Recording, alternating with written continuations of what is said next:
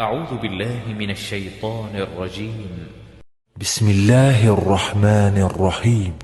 لم يكن الذين كفروا من أهل الكتاب والمشركين منفكين حتى تأتيهم البينة، رسول من الله يتلو صحفا مطهرة فيها كتب قيمة. وما تفرق الذين أوتوا الكتاب إلا من بعد ما جاءتهم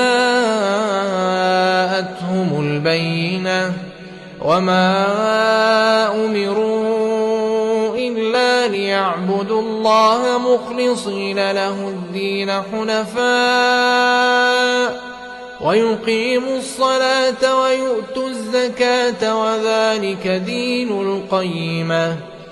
إن الذين كفروا من أهل الكتاب والمشركين في نار جهنم خالدين فيها، أولئك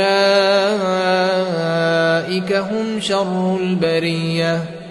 إن الذين آمنوا وعملوا الصالحات أولئك